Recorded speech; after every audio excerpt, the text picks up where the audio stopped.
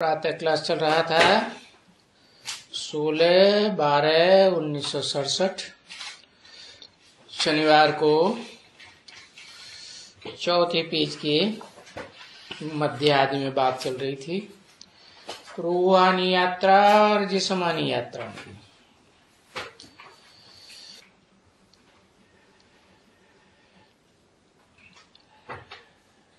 तो जिस्मानी यात्रा उसको स्पिरिचुअल नॉलेज नहीं कहा जाता, स्पिरिचुअल यात्रा भी नहीं कहेंगे, वो है जिस्मानी यात्रा और ये है रूहानी यात्रा। तो ये अक्षर अच्छी तरह से समझने हैं कि हम आत्मा रूह हैं, हमको रूहानी बाबा के पास जाना है। रूहानी बाबा है? रूहानी बाप के पास जाना है या बाबा के पास जाना है?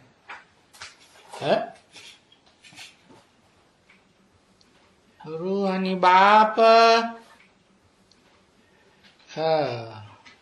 बाबा के पास जाना है, क्योंकि रूहानी बाबा मुकर्रर देह को धारण करता है और रूहानी बाप वो तो आत्माओं का बाप है, देह की तो बात ही नहीं।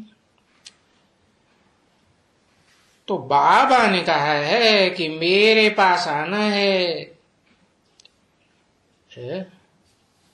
कोई चित्र में दिखाया है? कोई भी चित्र में दिखाया है? झाड़ के चित्र में ऊपर दिखाया है ना कि ये षष्ठी रूपी जो वृक्ष है ना, बरगद से बड़े वृक्ष से इसकी तुलना की जाती है। तो बाबा ने कहा मेरे पास आना है, मना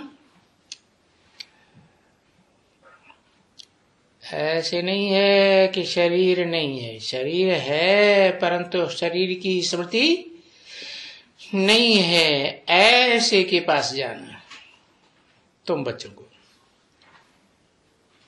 अभी तो तुम पतित हो, है देह के देहधारियों के संग के रंग में आते आते पतित बन गए। तो अभी तो तुम आ ही नहीं सकते हो, तो क्या करना है? आत्मिक स्थिति में जब स्थिर हो जाएंगे तब आत्मा हल्की होती है ना, देह तो भारी होती है। भारी चीज ऊपर उड़ेगी या हल्की चीज ऊपर उड़ेगी? हल्की चीज ऊपर उड़ती है। तो मुझ पतित पावन को याद करो। किसको याद करो? जो पतित से पावन बनता है।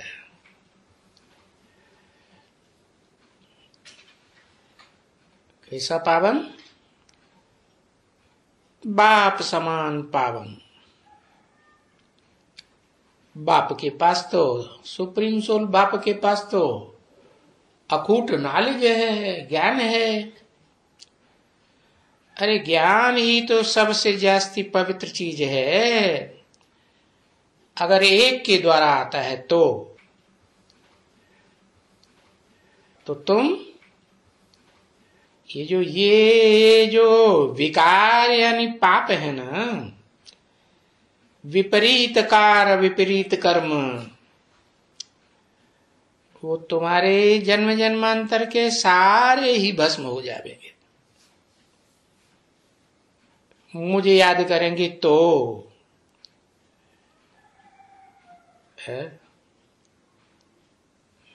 जैसे अग्नि होती है ना, तो उसमें खाद वाला सोना डाला जाता है तो उसकी सारी खाद निकल जाती है। ऐसे ही ये योगाग्नि है। इस योगाग्नि में तुम्हारा जब देह की याद करने की खाद है ना जन्म जन्मांतर की, वो सारी निकल जाएगी। तो ये समझाने वाला कौन है? तो बाप बैठ करके समझाते हैं। हाँ, तो अब याद तुम कहां भी कर सकते हो। कोई स्थान का बंधन नहीं है कि इस जगह पे याद नहीं कर सकते, उस जगह पे याद नहीं कर सकते। अरे बाप ने तो बता दिया, तुम लैट्रिन में भी बैठे बैठे याद कर सकते हो या नहीं याद कर सकते। तो अपन को आत्मा समझ करके याद करो। कहीं भी हो, कोई स्थान में हो, तो भी बुद्धि में चक्कर कैसे फिरता है, ये नॉलेज होनी चाहिए। तो ये भी बच्चों को मालूम पड़ जाता है कि हम 84 जन्म कैसे लेते हैं और कैसे कैसे हम सीढ़ी उतरे हैं। कैसे उतरे हैं? देहधारियों के संबंध संसर्ग में आते आते, देहधारियों के सुख भोगते भोगते इंद्रियों के द्वारा हम नीचे उतरे। अब क्या करें? अब ऊपर चढ़ने के लिए क्या करें? ऊपर चढ़ने के लिए देह की इंद्रियां, देह के संबंधी, उन सब को भूलना है। तो भूलेंगे तो कब भूलेंगे? जब उस एक को याद करेंगे जो भूला हुआ हो। कौन भूला हुआ हो? शिव, आत्माओं का बाप। अरे उसके भूलने की और याद करने की तो बात ही नहीं है। जिस मुकर रथ में प्रवेश करता है वो ही भूलता है और वही फिर याद करता है सबसे जास्ती। तो ऐसी याद में टिकता है कि पहले पहले उसके सारे पाप कर्म भस्म हो जाते हैं। तो याद करना है। फिर हमको 1 सेकंड में चढ़ती कला कैसे होती है? इसी जन्म में होती है। और जो डिटेल में इतना ज्ञान सुनाया जाता है ना, वो ज्ञान भी तो याद करते हैं। और जो बच्चे होते हैं, किसके बच्चे? रूहानी बाप के रूहानी बच्चे होते हैं। वो उनके पास ये जाती है नॉलेज।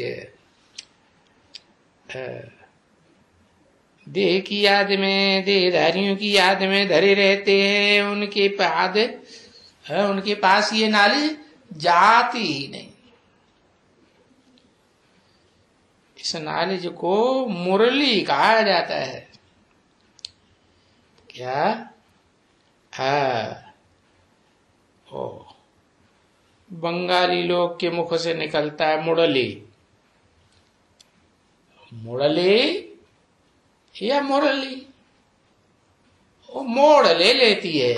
क्या? एकदम उल्टी बात हो जाती है।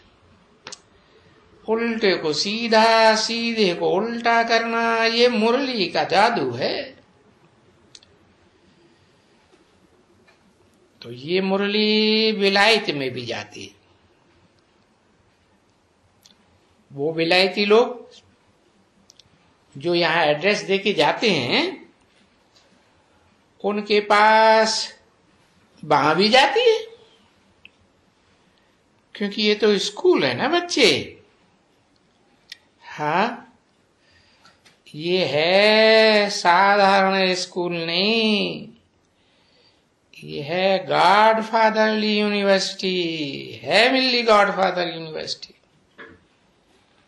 इसको कहेंगे।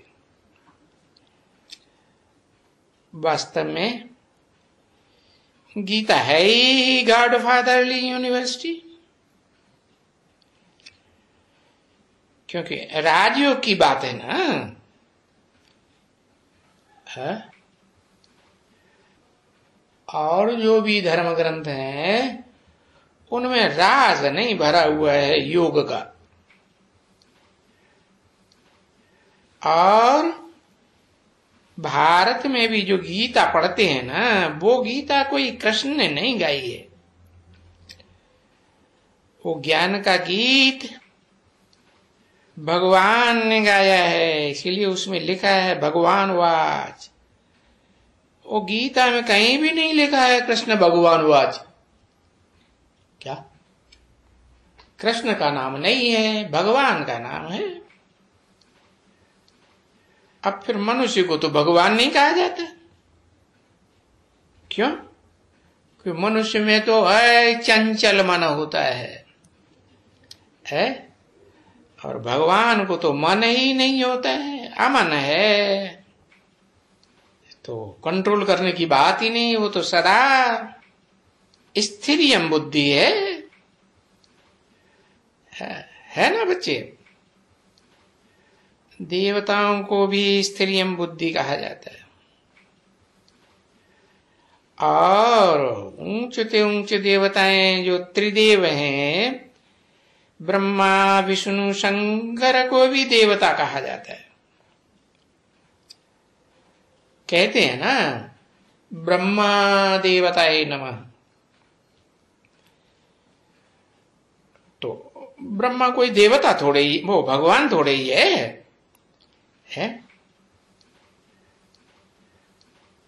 नहीं,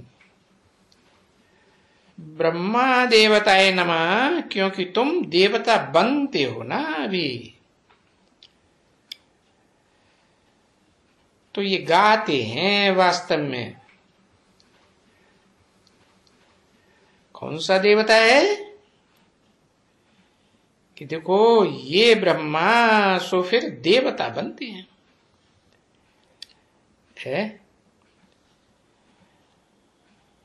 तो उन लोगों को तो मालूम ही नहीं है कि ये कैसे मनुष्य से देवता बनते हैं, दाढ़ी मूछ वाले मनुष्य से। और सूक्ष्म बतन में तो कोई देवताएं तो नहीं होते हैं, वहां तो सूक्ष्म शरीरधारी होते हैं ना। देवताओं को तो अपना स्थूल शरीर होता है ना। अरे हाँ, तो ये ब्रह्मा है और प्रजापिता ब्रह्मा, वो तो फिर इसी षष्ठी पर होगा। बना ये जो ब्रह्मा है टेम्पररी रथधारी, इसका रथ छूटेगा शरीर रूपी, तो ये सूक्ष्म बतनवासी बनेगा कि सीधा देवता बनेगा? नहीं, पहले सूक्ष्म बतनवासी। तो ये कोई प्रजापिता ब्रह्मा नहीं है। प्रजापिता ब्रह्मा तो है प्रजा के साथ होगा ना। कोई भी धर्म की प्रजा हो, है, ये सबका बाप है, सब धर्म पिताओं का भी बाप है। तो वो तो यहां ही षष्ठी पर ही रहेगा ना कि सूक्ष्म बतन में चला जाएगा? है? अरे ये प्रजापिता ब्रह्मा सूक्ष्म बतन में कहां से आएंगे? इनको सूक्ष्म शरीर होता ही नहीं। सूक्ष्म शरीर कौन धारण करते हैं?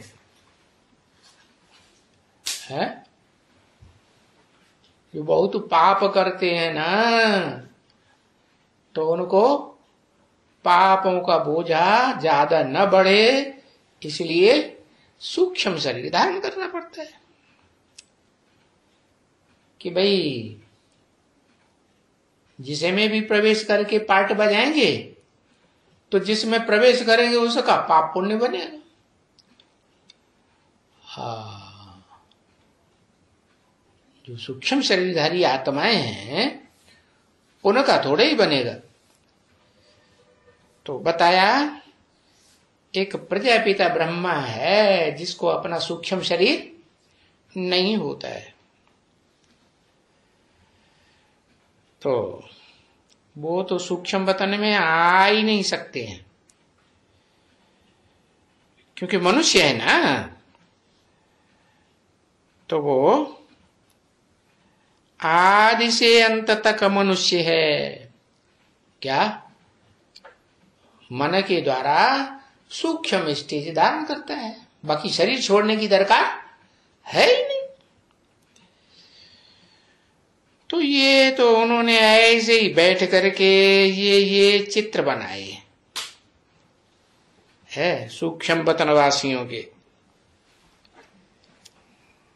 नहीं तो बाप बैठ करके कहते हैं भला अच्छा बताओ सूक्ष्म वतन में प्रजापिता ब्रह्मा कहां से आएगा? है कहां से आएगा जब उसको सूक्ष्म शरीर होता ही नहीं है। मैं जिस मुकर्रर रथ प्रजापिता ब्रह्मा में प्रवेश करता हूं उसका तो नाम शास्त्रों में भी गाया हुआ है। श्वेत है, धवल है, माना उसमें कोई स्पॉट है क्या? उसमें कोई भी गंदगी का स्पॉट है ही नहीं। हाँ, तो वो तो सूक्ष्म शरीर धारण ही नहीं करेगा। और प्रजा तो यहां इस सृष्टि में ही रची जाएगी ना, कि कोई सूक्ष्म वतन में रची जाएगी? नहीं। तो ऐसे ही है, प्रजा भी रचती है तब जबकि ये चेंज होते हैं। कौन चेंज होते हैं? प्रजापिता ब्रह्मा जो मनुष्य सृष्टि का बाप है, वो मनुष्य से, मानव से, आदमी से, आदम है ना, पहला आदमी है, उसको आदम कहते हैं। उसी से सारे आदमी पैदा हुए, आदमी माने मनुष्य। तो बताया ये कब चेंज होते हैं? जब नई सृष्टि की प्रजा रचनी होती है, तब ये चेंज हो जाते हैं, तब नई सृष्टि की प्रजा रचती है। चेंज हो जाने का मतलब क्या हुआ है? मनुष्य से ये पहले क्या बन जाते हैं? मनुष्य से ऊंचते ऊंच देवता बनते हैं। कैसे ऊंचते ऊंच देवता?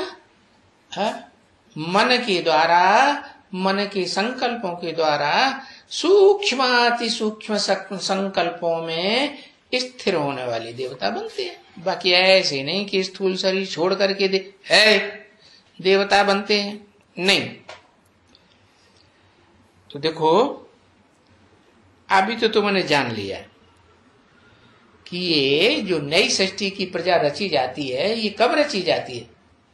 जब ये प्रजापिता ब्रह्मा मनुष्य से क्या बनते हैं? मनुष्य से देवता बनते हैं। अब ये तो बता दिया है, मानुष से देवता किए करत न लागी बार। तो ये कहां से शुरुआत होती है? प्रजापिता ब्रह्मा से शुरुआत होती है। पहले वो है कि जो गाया हुआ है शास्त्रों में, किसके लिए गाया हुआ है? कोई नाम है?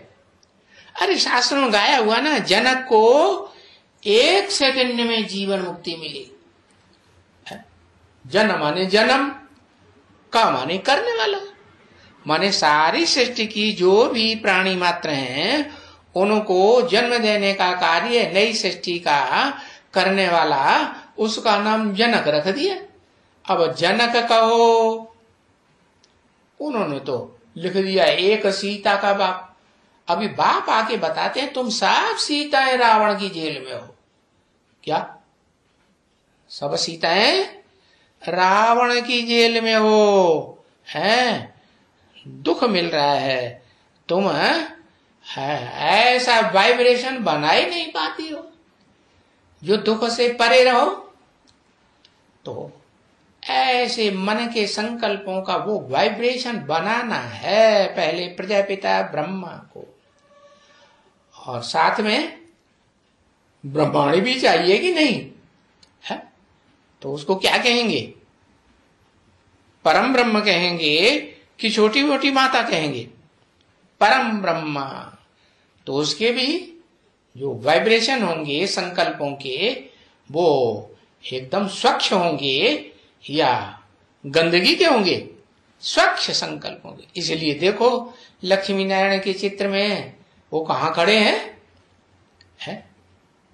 ऐसे नहीं कि कलाबद्ध स्वर्ग की दुनिया में खड़े हैं, नहीं है, इंद्रियों का सुख भोगने वाली दुनिया में खड़े हैं, जैसे उनके नीचे उनके बच्चे राधा कृष्ण खड़े हैं। नहीं, वो कौन सी दुनिया में पहुंच गए हैं? ऐसे सूक्ष्म मनन चिंतन मंथन की वाइब्रेशन में पहुंच गए जहां उन संकल्पों में अंश मात्र भी गंदगी का लेस भी नहीं होता, एकदम सफेद। क्या कोई रंग है दुनिया का? 7 रंग माने जाते हैं ना, 7 धर्म है ना विधर्मी। हाँ, तो उनमें से किसी का रंग नहीं रहता। संग तो किया है प्रजापिता वाली आत्मा, तो सभी धर्मों में चेंज होती जाती है। वो तो सबका बाप है ना, तो बाल बच्चों के साथ रहेगा कि नहीं रहेगा? रहता है षष्ठी रूपी रंगमंच पर है, लेकिन उसके अंदर कोई का संग का रंग है, ऐसी स्टेज बन जाए जो कोई भी स्पॉट किसी भी धर्म का न रहे। तो ये पूरे चेंज हो जाते हैं है, तब नई सृष्टि की प्रजा रची जाती है। तो देखो अभी ये पुरानी दुनिया चेंज हो रही है। बाबा ने समझाया कि शूद्र से फिर ब्राह्मण चोटी। क्या? कौन? जो पहला ब्राह्मण बनता है सो पहला देवता बनेगा, सो पहला क्षत्रिय। जो क्षत्रिय बनेगा पहला अव्वल नंबर वो वैश्य, और अव्वल नंबर वैश्य, अरे वो क्या बनेगा? अव्वल नंबर क्षुद्र, नीच बनेगा, वो पहले बनता है। हाँ, और फिर वही सबसे पहले अव्वल नंबर चोटी का ब्राह्मण बनता है। तो ये ड्रामा में नूंद है ब्राह्मण चोटी फिर देवता, और देवता भी कौन सा है? ऐसे नहीं कलाओं में बंधा हुआ कलाबद्ध देवता, 16 कला या कम कला वाला नहीं, कलातीत देवता। और क्या शिफ्ट है उसकी? कलातीत देवता की शिफ्ट ये है कि वो अतीन्द्रिय सुख भोगने वाला, वो अकेला नहीं, यथा राजा तथा प्रजा। हाँ, वो विष्णुलोक की वैकुंठ में सब कैसे होंगे? इंद्रियों का सुख भोगने वाले होंगे कि अतीन्द्रिय सुख भोगने वाले होंगे? कर्मेंद्रियों का भोगेंगे? नहीं, अरे कर्मेंद्रियों की तो बात ही दूर, ज्ञानेंद्रियों का भी सुख नहीं भोगते। इंद्रियां से अतीत हो जाते हैं, पार हो जाते हैं, ऐसे ऊंचे देवता। तो देखो बाबा ये बायजोली ऊपर समझाया ना है, कैसे चोटी, और जैसे चोटी से बायजोली खेलते हैं तो एड़ी को छूते हैं। कलयुग अंत और सतयुग आदि तो समझाया है बच्ची, और बाबा ने ये समझाया भी है। हम इस समय में 100 ब्राह्मण बने हैं, जो शूद्र से 100 ब्राह्मण बने। बाकी ये नहीं कहेंगे संपूर्ण ब्राह्मण बने। क्या संपूर्ण ब्राह्मण माने संपूर्ण देवता। तो ब्राह्मण बनने से पहले, इसके पहले हम सो देवता थे, और इस सृष्टि में आए तब शूद्र थे। आते आते नीचे गिरते गिरते शूद्र बन गए। अब पीछे आकर के हम इस सृष्टि में सो ब्राह्मण बने हैं। है कौन से ब्राह्मण? जो ब्राह्मणों की यादगार दिखाई जाती है, ब्राह्मणों को चोटी होती है, तो ये यादगार है प्रजापिता ब्रह्मा की। सो तुम भी बनते हो। तो जो ब्राह्मण बनेंगे जिस नंबर के, उसी नंबर के देवता बनेंगे। जिस नंबर के देवता उसी नंबर के क्षत्रिय, उसी नंबर के वैश्य, फिर उसी नंबर में शूद्र बनते हैं। अभी हम सो का अर्थ तो बाप ने समझाई दिया, और मनुष्यों ने क्या समझाया था? ये भक्ति मार्ग वाले मनुष्यों ने क्या समझाया था? हम सो क्या? हम सो आत्मा सो परमात्मा सिखाया। अरे सो परमात्मा सो हम आत्मा। वाह! एक प्रजापिता अव्वल नंबर का टाइटल, सारी दुनिया को धराई दिया, कीड़े मकोड़ों को भी, पशु पक्षी जानवरों को भी। है समझा ना बच्चे? तो ये है भक्ति मार्ग में गलती, बड़े से बड़ी गलती है। तो इसलिए कह देते हैं कि वो सर्वव्यापी है, और बाप क्या कहते हैं? नहीं बच्चों, तुम सर्वव्यापी, सब में व्यापी आत्मा है, परमात्मा नहीं। क्या? परम माने बड़े से बड़ा, जिससे बड़ा कोई पार्ट बजाने वाली आत्मा इस षष्ठी रूपी रंगमंच पर आदि से अंत तक हो ही नहीं सकती। तो वो कौन होता है? हीरो पार्टधारी होता है ना। तो वो हीरो पार्टधारी तो वो ही परमात्मा है, बाकी वो ही फिर आत्मा भी है। आत्मा सो परमात्मा, ये उसे एक के लिए कहा जाएगा, न कि सबके लिए कहा जाएगा। सबके लिए थोड़ा ही कहा जाएगा। तो बताया मैं सब में व्यापक नहीं हूं। सब में तो अपनी अपनी आत्मा है, हर आत्मा में अपने अपने संस्कार हैं। एक आत्मा के संस्कारों के अनुसार उसे जो शरीर मिलता है, वो शरीर चोला रूप रंग ये दूसरे से मिल ही नहीं सकता। सबका अलग अलग है कि एक जैसा भी होता है? नहीं, कुछ न कुछ अंतर जरूर होगा। तो बताया भक्ति मार्ग में वालों ने तो सारा अगड़म बगड़म कर दिया। समझा ना बच्चे? तो वो इसलिए कह देते हैं सर्वव्यापी है। बाप कहते हैं है नहीं, सब में व्याप सकता हूं मैं। क्या कहा?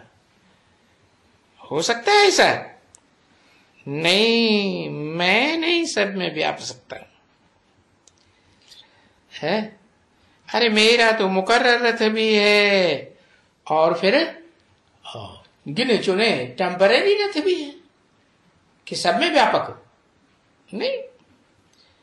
मैं तो आता ही हूं, किस लिए? तुम मुझे बुलाते हो ना, हे पतित पावन आओ। बुलाते हो तो सर्वव्यापी कहां हुआ? इस सृष्टि में सर्वव्यापी हुआ क्या? नहीं। आए करके कहते हो हमको पावन बनाओ, हम पतित बन पड़े, क्षीण शक्ति होने लगी। और अब तो बिल्कुल ही पतित बन गए। तो किसको बुलाते हैं? अगर आत्मा ही सो परमात्मा सर्वव्यापी है, वो निराकार को बुलाते हैं। क्या? निराकार आत्माओं का निराकारी बाप, उसको बुलाते हैं कि हमको पावन करो। कैसे? संग के रंग से पावन बनाओ। तो बाप बताते हैं पहले अपन को आत्मा समझो, क्या? अपनी देह को भूलो, देह के संबंधियों को भूलो, देह के पदार्थों को भी भूलो। है? किसको किसको भूलो? हाँ, सिर्फ अपन को ज्योति बिंदु आत्मा समझो, और आत्मा समझ करके मुझ बाप को, मुकर्रर रथ को पहचान करके याद करो। क्योंकि ये निराकार जब आते हैं तो अपना उनका मुकर्रर रथ है, और जब उसे पकड़ते हैं। और आत्माएं तो सभी निराकार आती है, नहीं, सभी आत्माएं निराकार आती। कहां से आती है? आत्मलोक से आती है, जिसे अंग्रेजी लोग कहते हैं सुप्रीम एबोर्ड, मुसलमान कहते हैं अर्श। तो वहां से आती है आत्माएं। और बाबा ने समझाया है बच्चे, तो उन आत्माओं को अकाल मूर्त सबको नहीं कहा जाता है? जिसको काल न खा सके, जिसकी मूर्ति भी हो परंतु काल नहीं खा सकता, ऐसी आत्मा को कहा जाता है परमात्मा। उस आत्मा की बात है, एक आत्मा की, जो मनुष्य सृष्टि का बाप है, कि वो आत्मा जो पतित बन जाती है सबसे जास्ती, वो आत्मा सो क्या बनती है? परमात्मा बनती है। तो हरेक अकाल मूर्त आत्मा का रथ है। क्या? ये शरीर रथ है ना? है?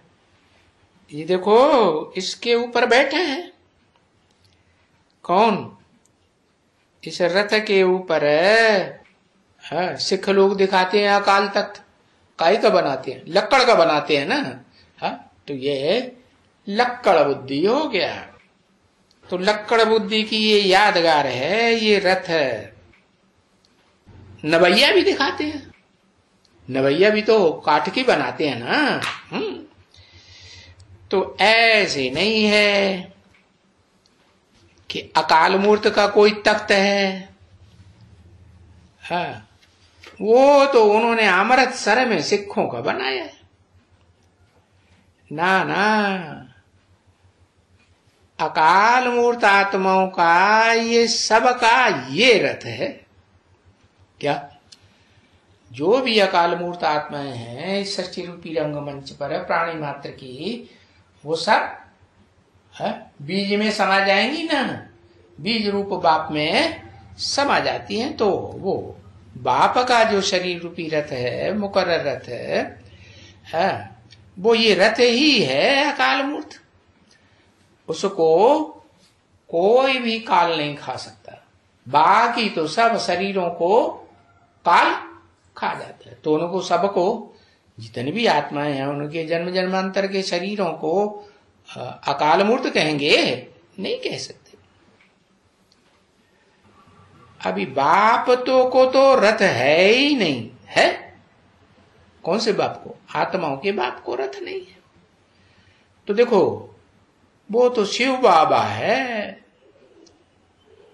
और वो तो निराकार ही गाया जाता है, जिसको अपना रथ है ही नहीं। शिव बाबा